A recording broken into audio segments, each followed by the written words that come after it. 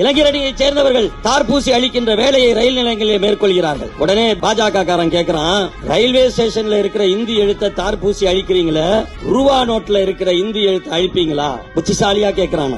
இது இன்னைக்கு இவனும் புதுசா கேட்கல, இவன் தாத்தனுக்கு தாத்தனே கேட்டான். நம்முடைய கழக தலைவர் சொன்னார், ரயில்வே நிலையங்களில் இந்தியை திணிக்கிறீர்கள், ஆனால் ரூபாய் நோட்டை எடுத்து பாருங்க, அதுல ஹிந்தி மட்டுமாக இருக்கிறது, தமிழ் உட்பட இந்திய அரசியல் சட்டத்தின் 8வது அட்டவணையில் இடம்பெற்றிருக்கிற அத்தனை மொழிகளும் அதில் இருக்கிறது. ரிசர்வ் பேங்க் அடித்துக் கொடுத்த ரூபாய் நோட்டில் இருப்பது மொழி சமத்துவம், ரயில்வே நிலையங்களிலும் ஒன்றிய அரசு அலுவலகங்களிலும் இருப்பது மொழி திணிப்பு. அந்த மொழி திணிப்பை நாங்கள் எதிர்க்கிறோம், மொழி சமத்துவத்தை வரவேற்கிறோம். எங்களை பார்த்து கேட்கிறாயே, ரூபாய் நோட்டில் இருக்கின்ற இந்தி எழுத்தை ஏன் அழிக்கவில்லை என்று நான் உன்னை பார்த்து கேட்கிறேன். ரூபாய் நோட்டில் இருக்கிற இந்திய மொழிகள் அத்தனையும் ஏன் நீ ஒன்றிய அரசின் ஆட்சி மொழியாக ஆக்கவில்லை?